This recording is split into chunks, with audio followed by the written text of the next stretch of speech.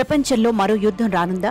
ఇందుకోసం దేశాలు సిద్ధమవుతున్నాయా? ప్రస్తుత పరిణామాలు చూస్తుంటే అవును అనే సమాధానం వినిపిస్తోంది. ఇప్పటికే ఇజ్రాయెల్, గాజా, రష్యా, ఉక్రెయిన్ వంటి దేశాలు యుద్ధాలు చేస్తూనే ఉన్నాయి. ఏళ్లు గడుస్తున్నా యుద్ధానికి ముగింపు పలకడం లేదు. దేశంలో మరో సంక్షోభం రాబోతోందని, తద్వారా వరల్డ్ వార్ జరిగే అవకాశం ఉందని ఐక్యరాజ్యసమితి ప్రధాన కార్యదర్శి ఆంటోనియో గుటెరస్ పేర్కొన్నారు.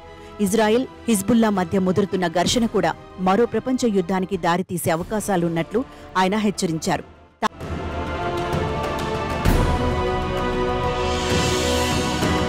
తాజాగా ఐక్యరాజ్యసమితి సమావేశం జరిగిన తర్వాత ఆయన ఈ అంశం గురించి స్టేట్మెంట్ ఇచ్చారు. కొన్ని రోజుల క్రితం లెబనాన్పై ఇజ్రాయెల్ దాడి చేసిన ఘటనలో హిజ్బుల్లా సీనియర్ కమాండర్ హస్సామి తలేబ్ అబ్దుల్లా హతమయ్యాడు. దీంతో షియా మిలిటరీ గ్రూప్నకు చెందిన అధినేత హసన్ నస్రల్లా ఓ వార్నింగ్ ఇచ్చాడు.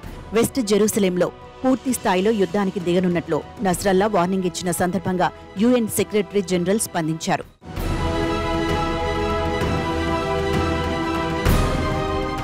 ఓ మొండి నిర్ణయం, ఓ తప్పుడు అంచనా మరో భారీ విపత్తును సృష్టిస్తుందని, అది సరిహద్దుల్ని దాటేస్తుందని, ఊహించని రీతికి వెళుతుందని యుఎన్ ప్రధాన కార్యదర్శి ఆంటోనియో గుటెరస్ తెలిపారు. లెబనాన్ను మరో గాజాగా చూడాలన్న కాంక్ష ప్రపంచానికి లేదన్నారు. రెండు దేశాలు శాంతి ప్రక్రియ చేపట్టాలని ఆయన ఇరు వర్గాలను కోరారు.